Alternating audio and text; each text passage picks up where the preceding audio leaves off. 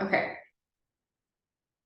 All right. Hey guys. So this is one of my favorite lessons to teach like ever because it's about creativity and how to trust yourself and how to trust your hands and let go of like your mind's like thoughts of like what you think perfectionism is because we don't care about perfectionism. We don't care to be realistic. This lesson is all about like channeling your inner creative that's like inside of your heart and soul and like letting your subconscious flow out of your hands.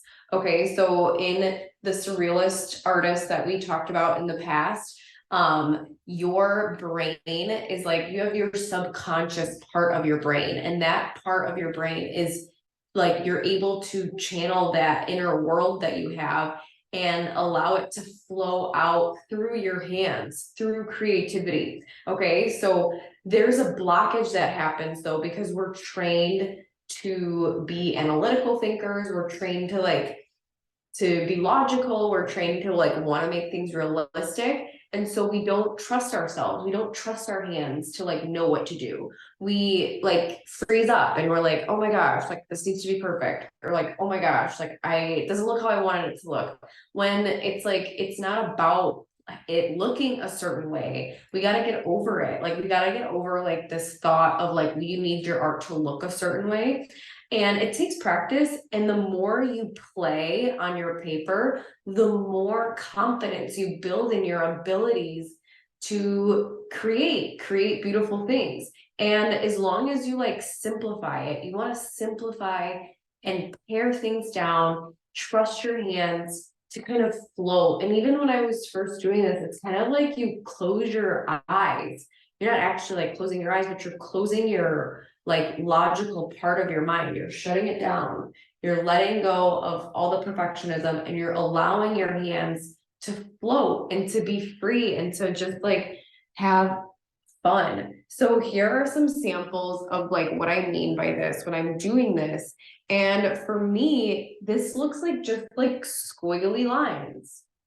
And it seems elementary, it seems childish, but oopsies, my pencil sharpener fell. But it really stimulates a part of your brain and it really helps you think creatively, not only when you're doing artwork on the paper, but what by you exercising your creative brain, it makes you smarter in every other avenue of your life. So even though like you might seem like it's like frivolous and like silly to spend time doing this exercise, it's actually like not, it's an exercise for your brain. When you get older, like when you're doing this, you're making new like neural pathways in your brain, you're creating like new formations, new connections, you're stimulating your brain in different ways, and it translates into other parts of your life too. So when you're having problems at work, you're able to think of creative solutions that no one else that you're working with is able to think of, because they are trained to solve a problem going A, B, C, D, when you, the creative, are able to kind of like go around about in your own way and come up with a new alternative creative solution that's actually better than anyone else could ever think of. So by you practicing doing this lesson and by practicing trusting yourself, you're trusting yourself, yes, to make pretty abstract art, but you're also building the confidence and the skills that are going to translate into other parts of your life. And so this is all about like creating a life of eudaimonia, which is sustained happiness, and building a life of purpose and meaning and being your truest, like authentic self. Like this is a part of that. This is that trust exercise, building confidence in yourself and like being able to think creatively and think outside the box. It literally is game changer. It helps you, and it like you start to realize that there's so many amazing new possibilities for what you can make from your life. And so this is just, I think I like to call this like the gateway drug, or like the gateway into creativity, the gateway into true creative thinking, the gateway into your inner world, and trusting your inner world to come out into the real world, into our three-dimensional, like real world reality. You're bringing it out of yourself and manifesting it into a physical, visual work of art. So before we get into the lesson, I don't want to talk your ears off. I've kind of like changed the teaching style from like slides to like more like fun, loose, conversational lessons. So, but I really wanted to show you guys this book that came out, and it's so, I haven't read it yet, but like I think like we should do like a book club eventually, because, and we should all read this together because it's like so cool. It's about the title of the book is Your Brain on Art. And it's about like what happens to our brains when we're creating art, when we're looking at art, when we're participating in anything relating to like visuals, like visual stimuli, like when our eyeballs are like visually stimulated, like what happens to our brain. And to kind of sum it up for you, it's like when you are participating in making art, your brain chemistry changes. It relaxes you. Like literally, there's like scientific evidence that your cortisol levels are lowered. So cortisol is like your stress response hormone. So like when you're stressed, when you're running, when you're like anxious, your cortisol is really high and you're like really stressed out. And when you're creating art, there's like actual scientific studies like from in this book that making art lowers your cortisol levels and makes you relaxed on the inside, which is great that now there's like science to back up what I'm saying, because I've been saying this, like art makes me feel calm, it makes you feel relaxed. But I'm going to send you guys a link to this so you can kind of read through it. It is so good. So I'll just read it really quick, and then like I'll let you guys kind of read through it on your own time, and we should read this book together. But scientific studies increasingly confirm that human beings across cultures and throughout time have long known we are wired for art, which is so true. And also just to go off of that point, like we talk about in the past, like art is a visual language, right? It's not a ABCDEFG like English language. I can speak English and only English speakers will understand the words that I'm saying and will be able to comprehend and make sense of that. Versus art is a universal language. Art is the language of the world. Art is the language of humankind. It doesn't matter if you're Black, white, Asian, from South America, from Africa, it doesn't matter where in the world you live. If you see an image of an eyeball, you know what that is. If you see an image of water, you know what that is. Art is the universal language. Visuals is the language of the world and of the universe. And so it's like common sense that our eyeballs and our being is programmed to love art and to love creativity. So it's just this book just like puts it all together for us and like makes it really like easy to digest, which I love. So this just kind of goes and talks about more about the science behind it. Neuroplasticity is like making new like neuron connections and like your brain getting smarter, and like you're basically like rewiring your brain to be more creative, which is so cool.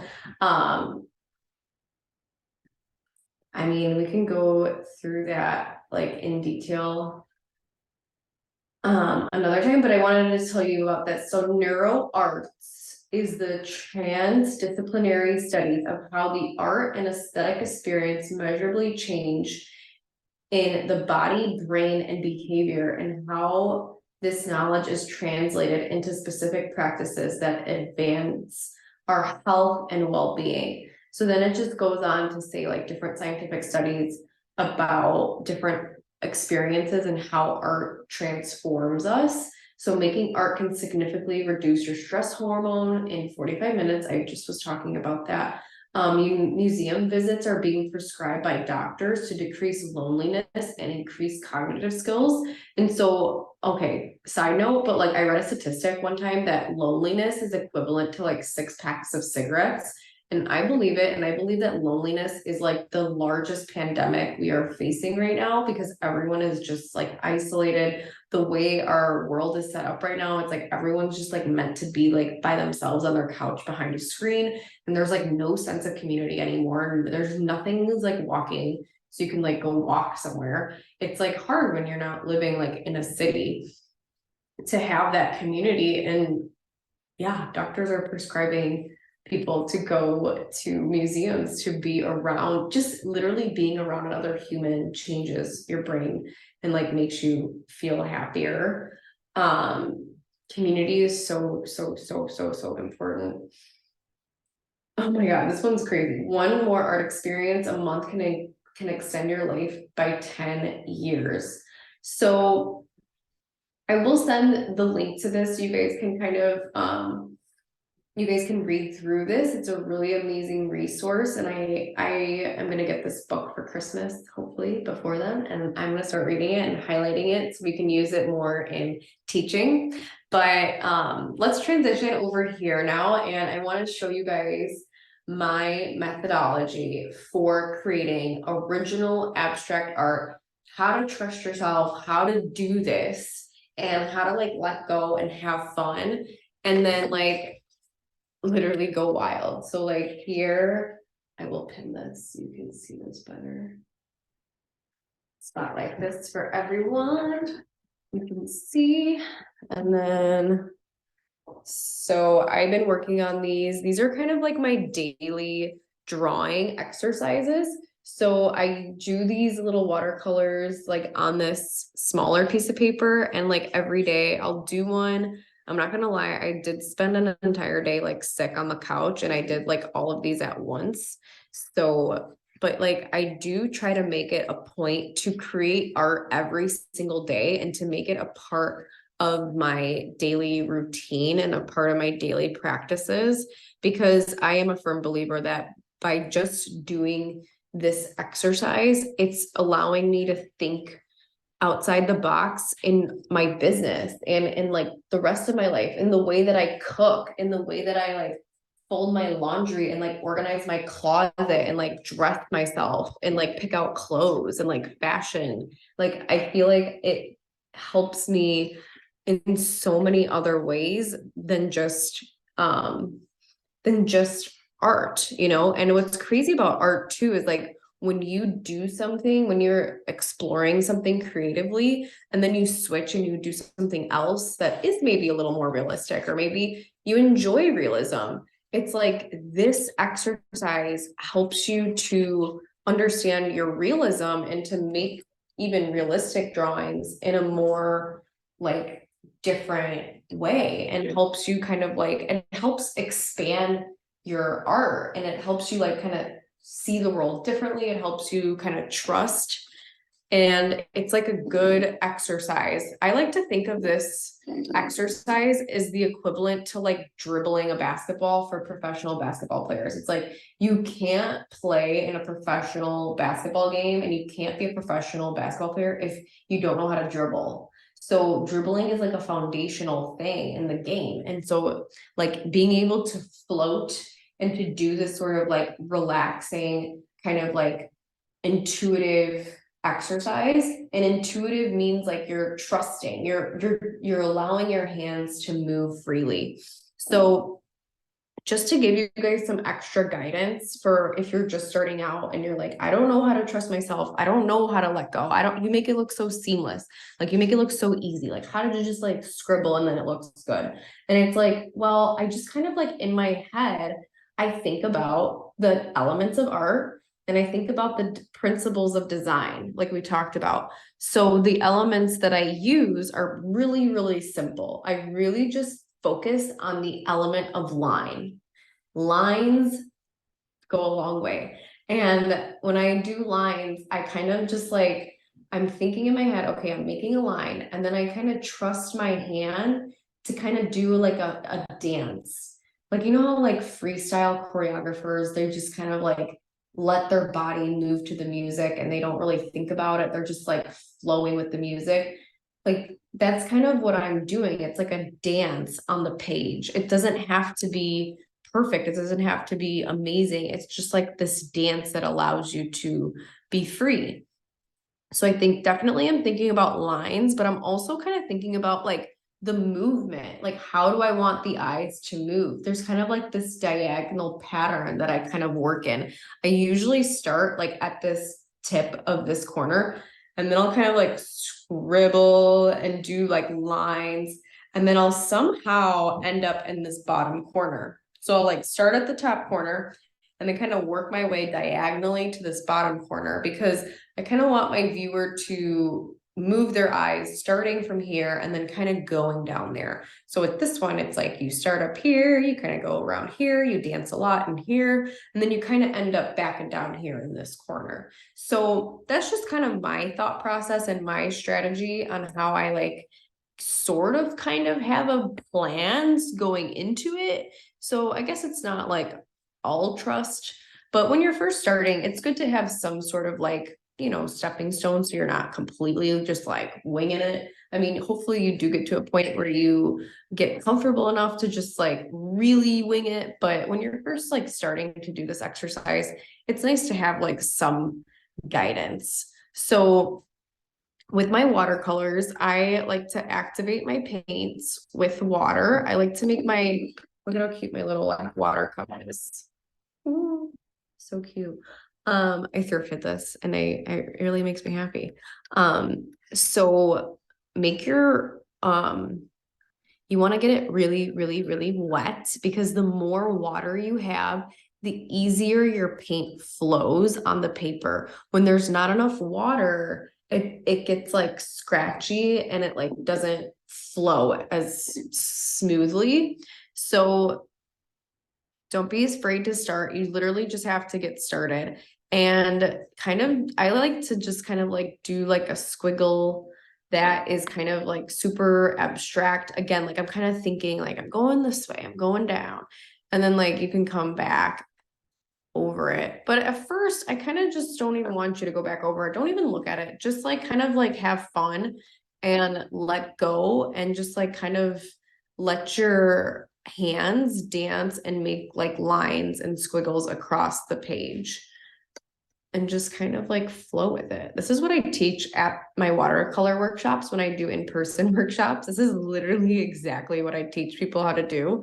We talk about like intuitive painting and just like using lines to create shapes or interesting arrangements. And then like I show them how to use the water and like come back into your line and then like kind of refine it and make it a little bit more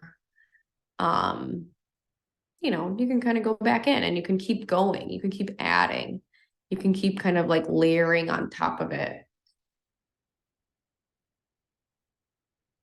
And then like literally have fun with it. You do want to, I personally like to leave like white space, because I just feel like that is like a nice break in the composition. It makes it like so your eyes have a place to rest when you're looking at it. And I should also say, I'm also kind of like intuitively, like my mind and soul is kind of channeling the memory of the water. So I know that not everyone is like going to be painting water, but it's like you're channeling that feeling of being calm, of being relaxed, of like what makes you happy, what makes your heart sing. And you're just kind of like flowing with it and using lines and shapes to express yourself, you know? So this is just one strategy. And as I'm going, and I should also point out that like I'm mixing colors together. So I have green on my palette and I'm kind of like picking up some green, and you'll notice like I've been dropping in like a lot of greens and like mixing it in with the blue. And when you mix your colors, you create your colors that come onto the paper become so much more interesting. I always, always, always suggest doing like you always want to mix your colors. You never ever ever want to just like put a color straight from the tube. That's so boring. Like we don't want that. We don't want your colors straight from the tube. We want it to be an original, like interesting color combination. And notice like every time it like kind of mixes differently. So I want you to try this out, see how it goes. Use your lines. Obviously, it does not have to look like mine. You can make yours completely different. Whatever your vibe is, like go for it. And then if you end up doing a piece in this style, make sure that you post it on Instagram on your story and tag me because I want to see them because I love seeing your guys' art. And it's just like so crazy too, because like the more you trust yourself, like the more like different they come out. So this is kind of my own kind of style, my own take on this, but I want to show you some other ones that you can do. So just for creativity's sake, I want to give you guys some other ideas of what you could do for this exercise. So whatever you are sort of feeling, like maybe you're just kind of like in an anxious kind of like mad or just like kind of flustered, or maybe you've just been working a lot today and you just need to like channel this energy out into the world, right? Like this is just like the energy that's living, it's stored in your body and you need a way to get it out and you don't know how. And you just need to kind of like notice like I'm just kind of like letting my hands like express on the page and I'm just like letting go. I'm letting it do its thing. And I'm kind of, it looks like childlike, it looks like scribbles, but I want to remind you that children scribble because they don't have the words to speak about how they're feeling. And so when they get a crayon in their hand, they are wanting to express their inner world, their inner emotions, and they use the crayons to be like their tool, like their language. Because like we said, like art is the language before you know how to talk.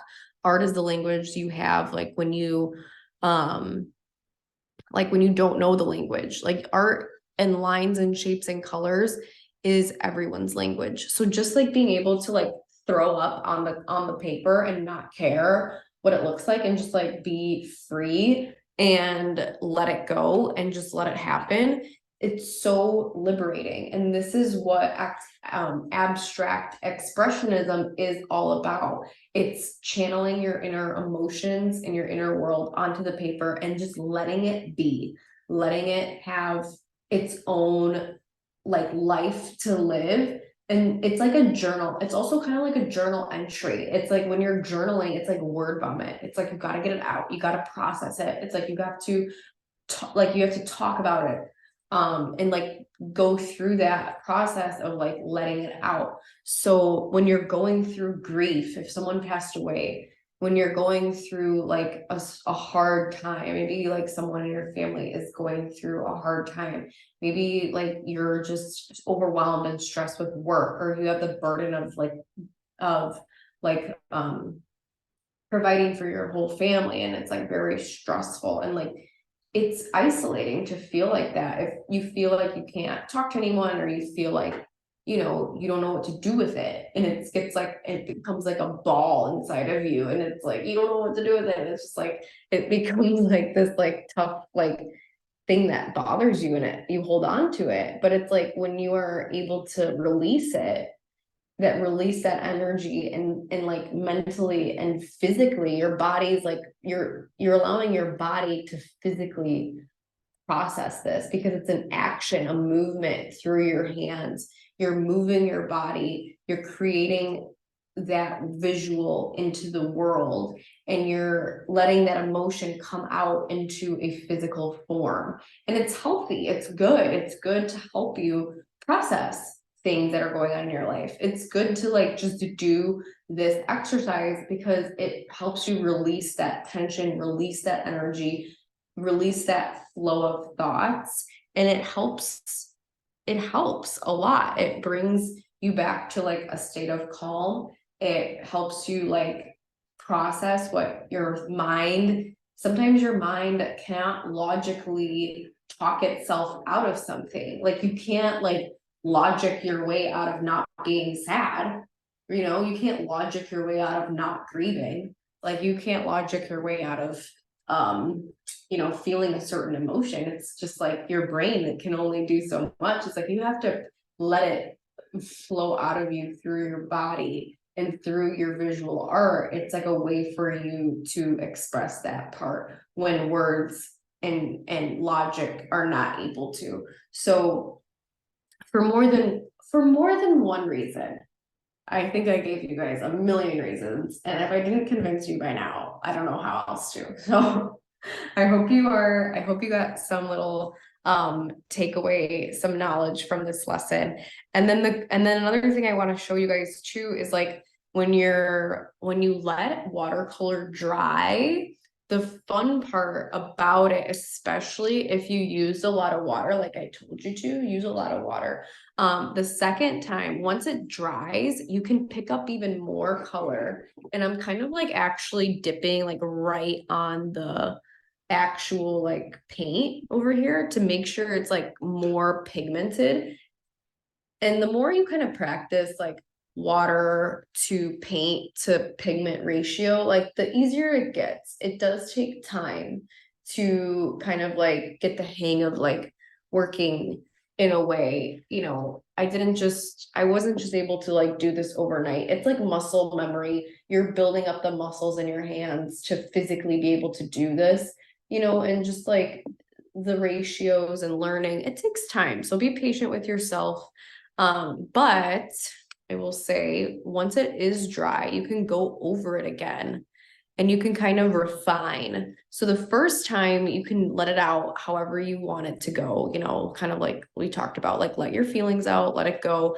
And then the second pass, you can kind of come back and kind of just like let your mind drift and kind of just like let those thoughts kind of continue to like resonate in your head and just kind of like continuing to process what you're thinking and just kind of like slowly going like around your piece and just using that simple line and like exaggerating that squiggle and just kind of like floating it around and around and around. It's like, it's the act of doing this. And like, mind you, like when I'm painting, my eyes are like head in the paper. Like, put your head in the paper. Watch how the water is interacting with the paper. Watch how the paper is interacting with the brush. Watch how the brush is like floating. Like, watch, you need to pay attention to the physical material and be intentional and have fun with it, but also like pay close attention. Notice how something, if you wet a section with water, like re-wet a section and then like dip in, I'm just picking up pigment. And if you put paint into a wet area, it kind of like spreads. So you can try different like watercolor techniques and just like kind of experiment.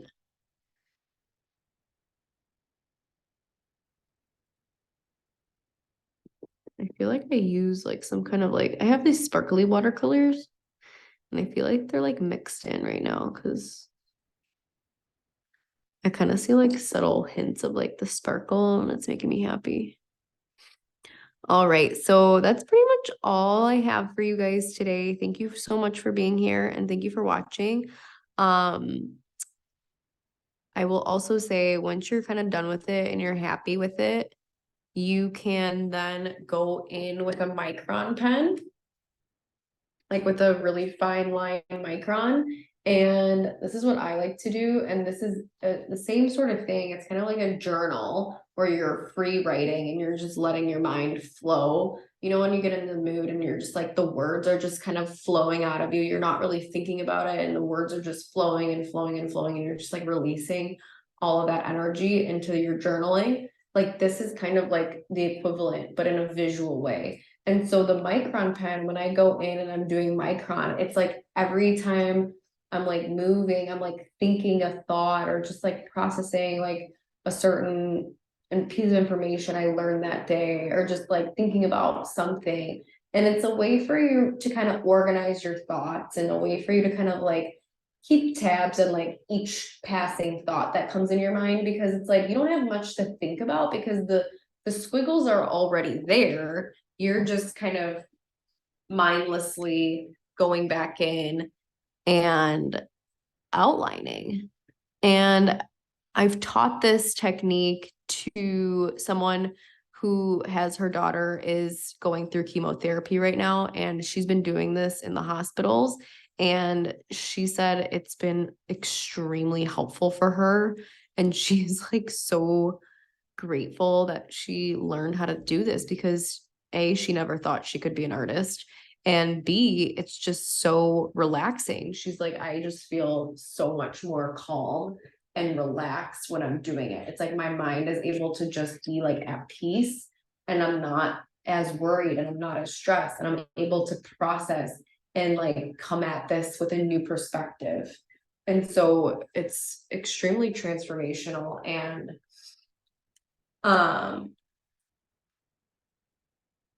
definitely worth your while. So I encourage you to do this every morning. It doesn't have to take this long. You can literally do this in 5 minutes every morning. And it can be on a smaller piece of paper. It can be on a post-it note at work using a micron pen. It doesn't have to be like with watercolor. It could just be with a simple pen. You can still do this exercise. You can do it with a highlighter. You can do it with, I taught her this technique with a highlighter and then she went in with the micron pen. So you can literally do this with any art materials. Don't let the material stop you from making. I want to encourage you guys to make, and do, and you are going to feel so much better and it's going to change your life in so many ways. So thank you for being here. I'm glad that you watched. Again, if you end up doing this exercise, make sure you tag me on Instagram so I can see it. And we'll be chatting again soon. We're going to go over to our Q&A session. Okay. That is all. Love you.